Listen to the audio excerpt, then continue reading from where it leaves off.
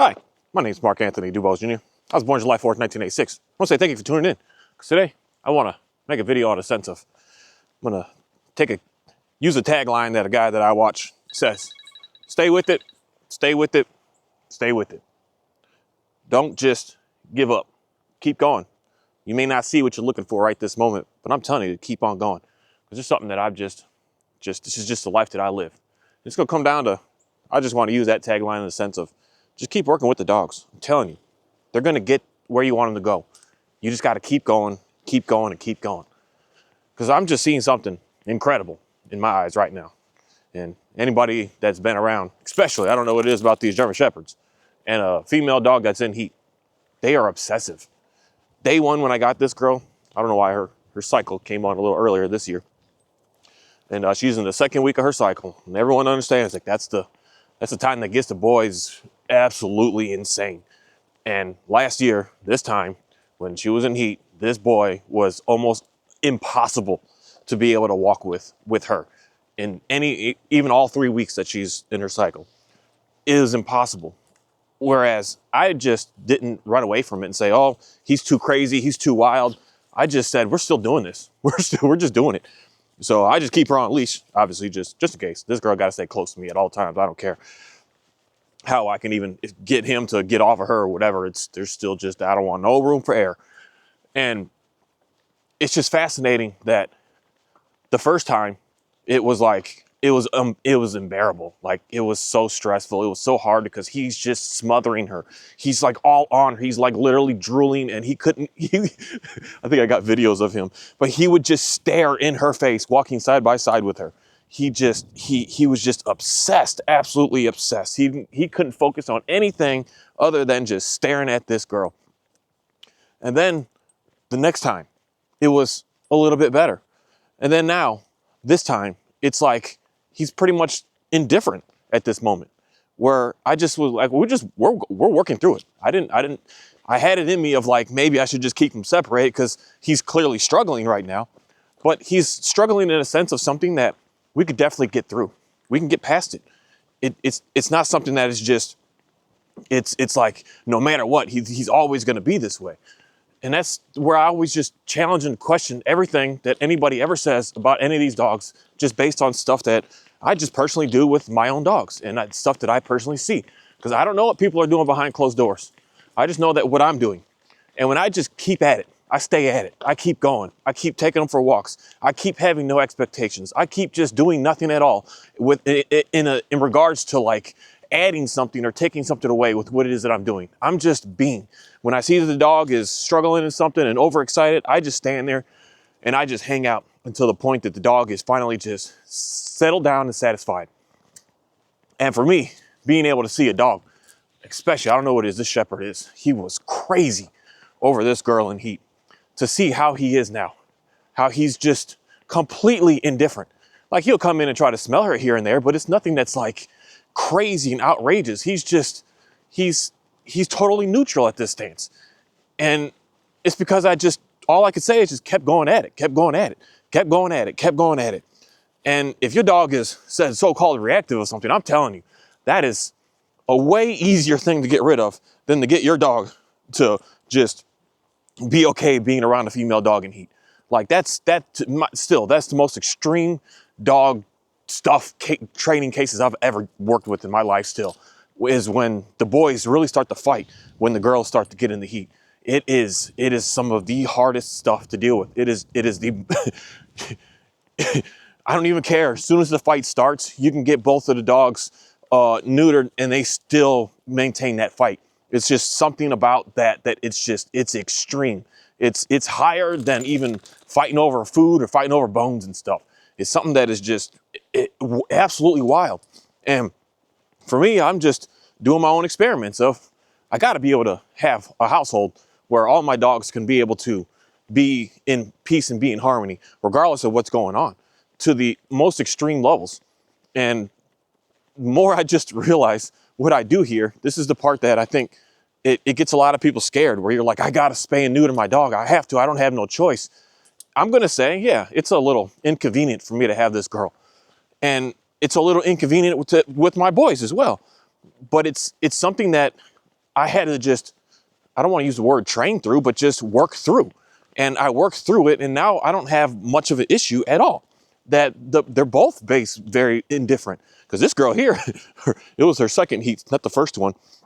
The second one that I had of her, she's the one that was putting all the pressure on the boys, trying to get them to chase her and get them to like jump over the fence to come and get to her. And Kahi, you deep in them trees? Oh, and get her, like trying to get that. And then now we're all in that just neutral stance that this is just what we're doing. We're not doing we're not making baby syndrome around here. We're just hanging out. We're living in peace, and it'll happen if it happens, if it needs to be. But for me, I just don't need no puppies, and I don't really care about all that. But it's something that just, yes, it's challenging at first, but you just keep working at it, and you keep working at it, and you keep working at it, and you see how things, what the heck was that? And then you just see how things just start to get much, much better.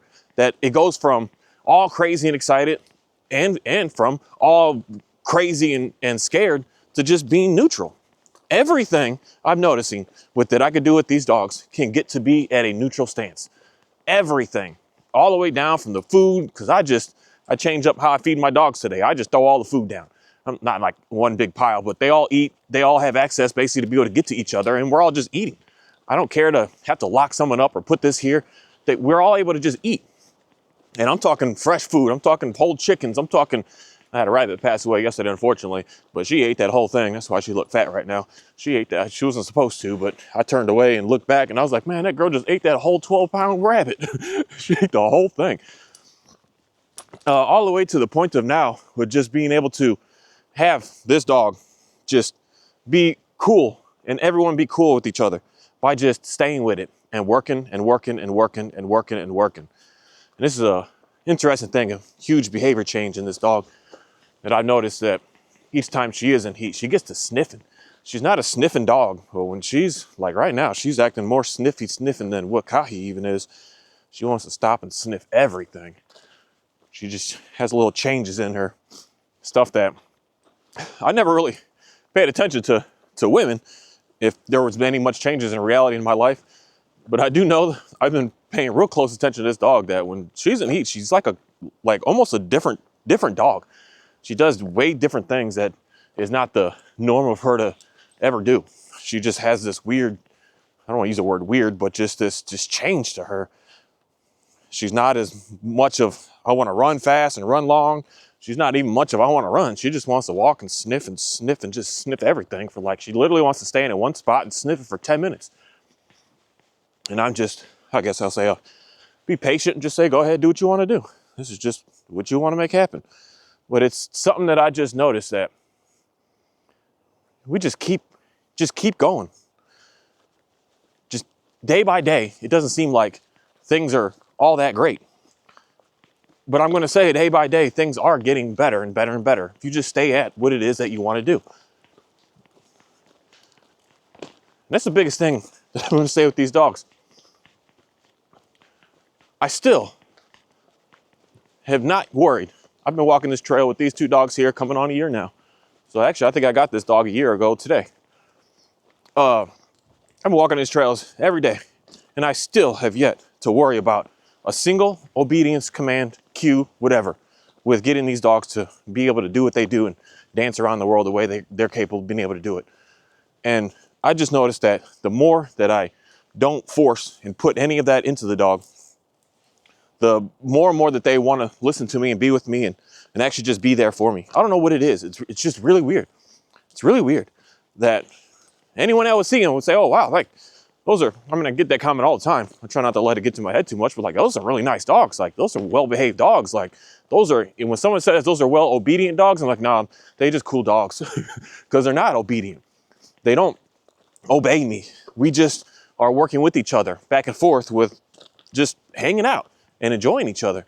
And I'm just seeing dogs that are just way better than anything that I've ever experienced in my life, and still even anything that I just see other people have with what they're doing, and what I see what's going on with them. And everyone's so focused and so worried on, I need the dog to obey. Because even right now, trying to convince this dog to leave her alone. to just like, don't be smothering all on top of her, to get him to hang out. Anyone would say that you need to have some sort of command on him to get him to stay away. As opposed to just, in my mind, the way I look at it with my dogs is, I just said, that's mine. You can't have it. And it's not mine and I'm going to take it, but it's off limits right now. And he's like, okay, I don't need to put him in a heel position. I don't need to do anything to him. He's just understanding, okay, this is just what's going on. I need to just relax and just let it go. There's nothing serious and crazy here. Because I just noticed that that's what kind of a lot of the obedience stuff that I'd always do before would always just keep the dogs even more crazy, like all more excited and more just drivey and just more and more. It didn't get to the point of just being neutral. Because I see it from so many channels. I don't know why my YouTube's getting hit up again a lot with a lot of dog training videos. For some reason, it's like, oh, you got to get back in and watch it again. And I just see these dogs that are just crazy, man. Crazy. You tell them to sit and they're just, I mean, it looks pretty for a show, for a 10-second YouTube short or Instagram thing or something. It looks pretty. It looks cute. They're just so fast. They're so like, tail is wagging a million miles a minute. It looks really neat, but that's not like realistic for like real world living. If your dog is, because basically a lot of these dogs, they are excited like that all the time, just all the time. It's not like they're just doing that because you got the treat in their face and you're asking for them to sit or down or whatever in that moment.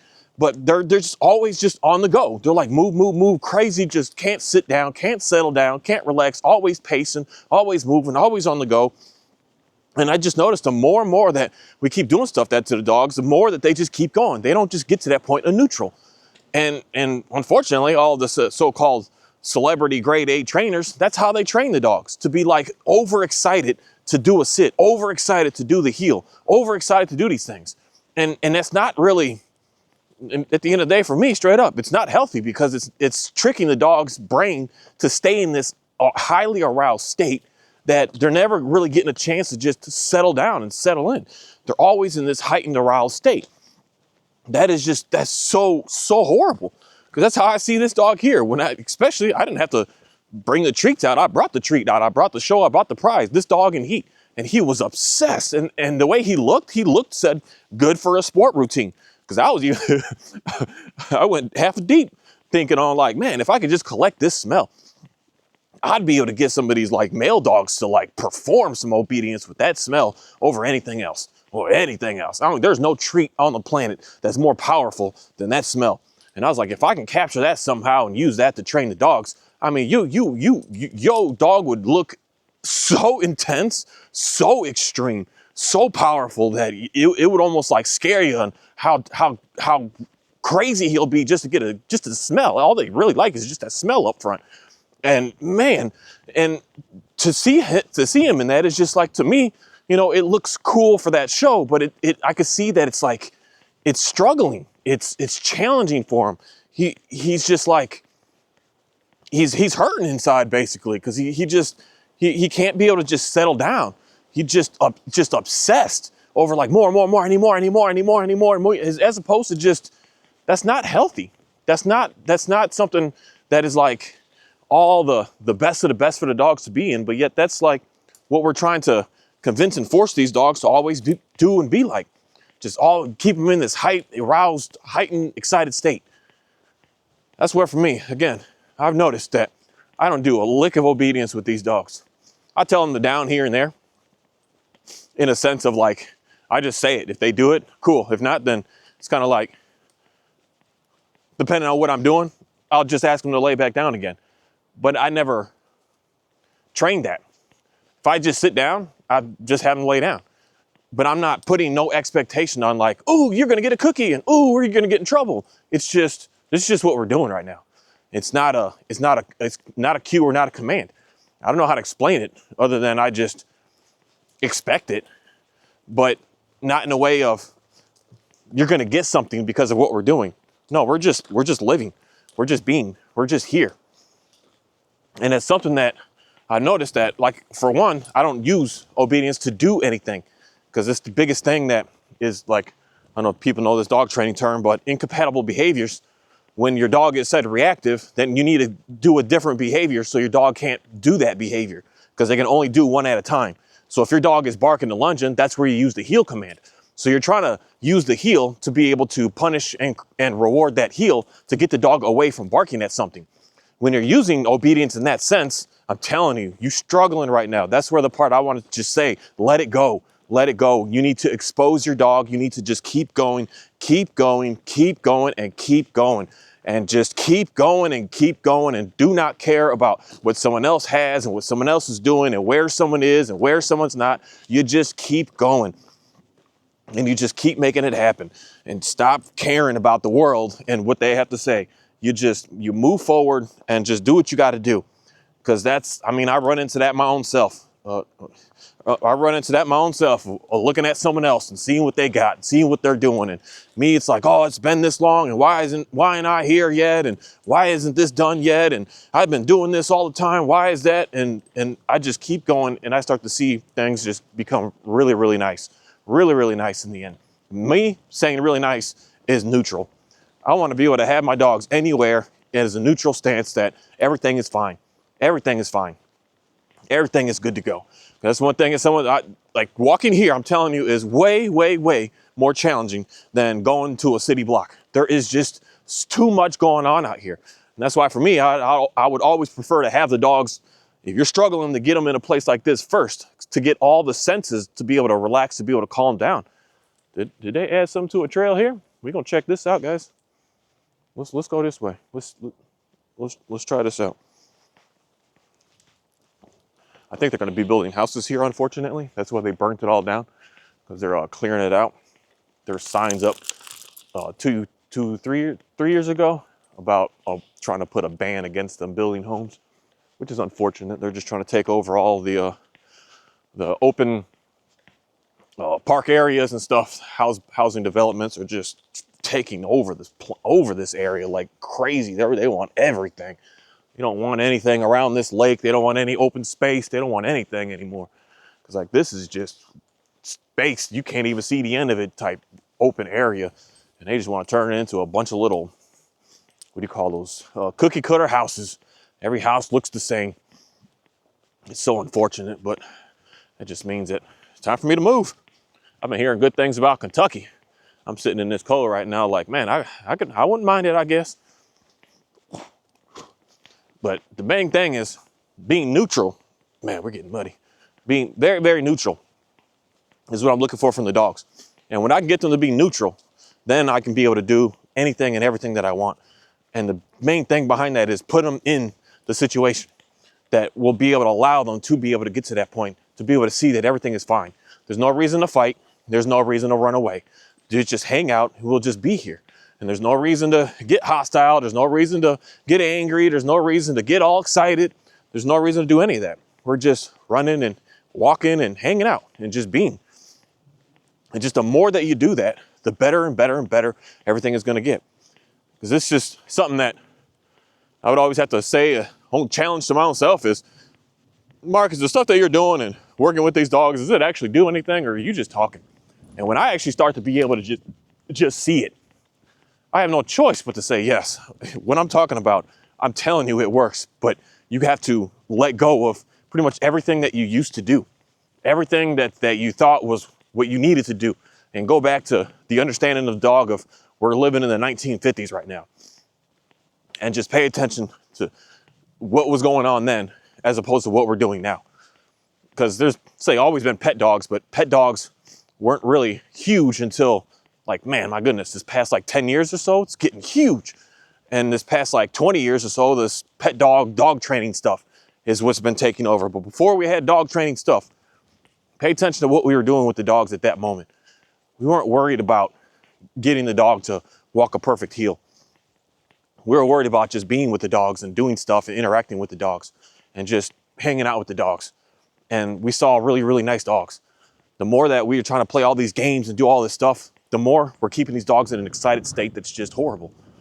And for me to just see, there's one thing to be able to get this Dalmatian to be able to like not go crazy and chasing deer, and I can get her to call off it when I want. Because like right now, if she's on a harness, she can chase whatever she wants.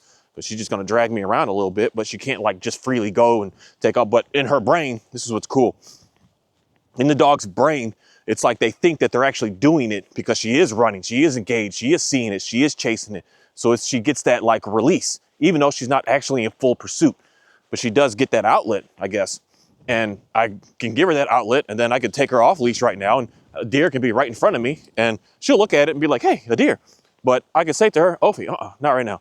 And she'll instantly stop and back out. I thought that was impressive with what I saw with me just not worrying about obedience, but worrying about fulfilling the dog's needs and just hanging out with the dog. But now when I see that this shepherd is extremely indifferent to this female in heat, considering a year ago, this dog, it was a mess. It was a hot mess. I know for a fact what it is that I'm continuously working on to try to get better with these dogs is very, very, very valid. To give pretty much anybody the dog that you are actually really looking for, not some super soldier robot that really doesn't care about you or want to be around you, but a dog that actually really does really like you. Thank you. So his go-to now is if she goes pee, he'll have to sniff that like crazy, but he can't be smelling, what's up, girl? He can't be smelling all on her. So there's those trade-offs. He's like, I don't let him just be hounding and smelling on her. And he's much more relaxed. And then he's like, well, I'll just smell where she last was. And I mean, he's coming back now. He'll just sit on that thing for a little bit, and he's like, okay, I got what I needed. Let me move on. I'm done. And soon enough, that'll even start to disappear. Or, I mean, he's always smelling stuff. He's always smelling stuff. But just the obsessiveness over it. That's what a lot of y'all struggling with your dog right now. And you're trying to convince it not to pull, and all it wants to do is smell stuff. So if you would just let it smell, stop, let it smell good. Like if you go for a 30-minute walk and you usually walk around the block, you're going to go like to your front yard and that's it. And just let them smell for 30 minutes and just let them smell and smell and smell. So that excitement starts to just become normal. So they're not on this rampage, because that's how I've been able to get this boy off leash again after I took his e-collar and everything off, because he would start to smell and I'd see him ramp up, get excited, and he would run. I mean, this dude, he's scary dog, but when it comes down to him like smelling and say like doing his work, this dude he'll be gone for 10 miles, just smelling, just on a trail of what still don't know 100% what he's looking for. I'm always trying to figure that out, but I don't think he's looking for anything in specific, but because he would just get excited, and I would never address the overexcitement situation. I would just tap him with an e-collar, and then he'll come back, and then it would start building again, and it just never went away. But now, when I'm seeing that he gets overexcited, I just put him right back on leash. And at first, in reality, when I took the e-collar off, I was terrified. I was like, I can't let this dog off leash at all, anywhere, period, because he would be gone. So I had him on leash. Now we just stop and smell, constantly just stopping and smelling. And it finally got to the point that it's no longer obsessive. And that basically got to like a neutral stance. And now he is very neutral all the time. Like here, he's like, I got to go smell whatever's over here. He's not like on this rampage. Oh, I got to go smell it. It's just, ooh, there's something in there for sure. All right, let's leave that alone. That kind of looks like a fox or something type area, because the track's kind of small. That's not deer. But yeah, the obsessiveness goes away. Then it becomes neutral. Then, man, I can go anywhere, do anything with the dog. And it seriously works. It has nothing to do with me training, because that's what I was doing, was training the perfect heel command, and I said perfect recall with my e-collar. None of that actually, like, trained him. All it would do was just keep forcing him, because I would always have to keep using it. I never just would get away from it. And sometimes I noticed it would just ramp up and get way worse. Now I don't know, there's just little things that you see, or little things that I see that aren't really all that little, but pretty big, that lets me know I'm definitely on the right path with working with these dogs. That, again, I don't know what everyone else is doing. I just know what I got going on. And what I got going on, it's, only words I can use here, is a beautiful thing. An amazing experience that it's just fun to be with them all the time. Not only just going for a walk, not only just in home, but an overall, all around, really cool, exciting experience.